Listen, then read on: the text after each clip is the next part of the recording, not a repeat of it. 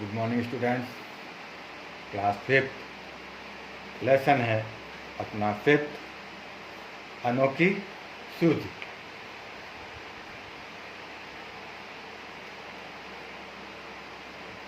बात बहुत पुराने ज़माने की है। उन दिनों देवताओं और दानवों में युद्ध होता रहता है। यह बात उस समय की है जब दानव और देवता में युद्ध होता रहता था। दोनों पक्ष मिलकर एक बार प्रजापति के पास गए। दोनों आपस में, देवता और दानव आपस में मिलकर प्रजापति के पास गए और वहाँ जाकर बोले, मान्यवर, हम दोनों में आपकी ही संतान है, बताइए हम दोनों में बुद्धि में कौन बड़ा है। तो वो क्या करे कि भाई उस समय दानव और देवताओं में युद्ध होता रहता था। तो एक दिन उन्होंने क्या करा कि प्रजापति के पास गए और बोले कि हम तो आपकी ही संतान है, आप ही हमारे को बताइए कि हमारे में से बुद्धि में बड़ा कौन है, दानव है या देवता है। उनकी बात सुनकर प्रजापति मुस्कुराए, मन में सोचने लगे किसे बड़ा बताऊँ। अब उन्होंने बात तो बता दी प्रजापति को, अब वे मुस्कुराए और मन में सोचने लगे किसे बड़ा बताऊँ। देवताओं को बड़ा बताता हूँ तो दानव नाराज़ होते हैं, दानवों को बड़ा बताता हूँ तो देवता नाराज़ होते हैं। हो सकता है कि आपस में दोनों लड़ भी ले।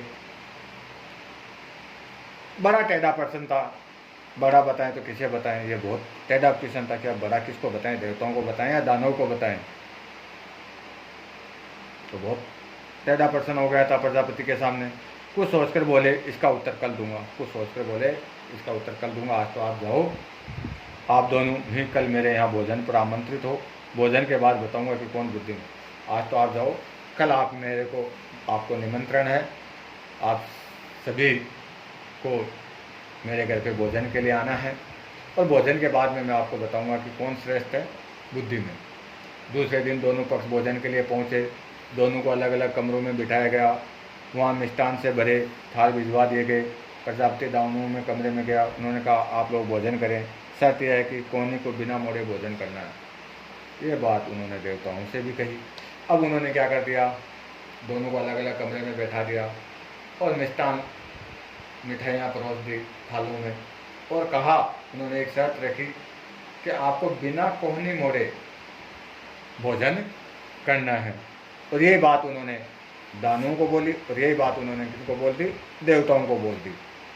प्रजापति की बात सुन दोनों परेशान हुए। वे एक दूसरे का मुँह था, अब शर्त भी ऐसी रख दी कि आपको कोने नहीं बोलनी और आपको भोजन करना है। तो प्रजापति की बात सुन दोनों परेशान हो गए। वे एक दूसरे का मुँह ताकने लगे। समस्या थी कि खाएं तो कैसे, कोने नहीं मुड़नी चाहिए, भोजन भी नहीं बचना चाहिए, प्रजापति की आज्ञा का भी पालन होना चाहिए। शर्त भी थी, कोने नहीं मुड़ने चाहिए, थाल पूरा साफ होना चाहिए और प्रजापति की आज्ञा भी माननी होगी। देवताओं ने एक उपाय सोचा, कमरे के किवाड़ बंद किए, आमने सामने बैठ गए, लड्डू उठाकर एक दूसरे के मुंह में देने लगे। कुछ देर में थाल साफ हो गया, सारे लड्डू समाप्त हो गए, न हो हल्ला न हो शोरगुल।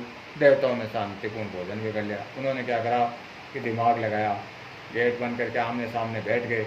उन्होंने थाल बीच में रख लिया, एक उनके मुंह में दे रहा है, एक अपने मुंह में दे रहा है। इस तरह उन्होंने भोजन भी कर लिया, न कोई लड़ाई हुई न कोई शोरगुल हुआ और गुरु जी की प्रजापति की आज्ञा का पालन भी हो गया।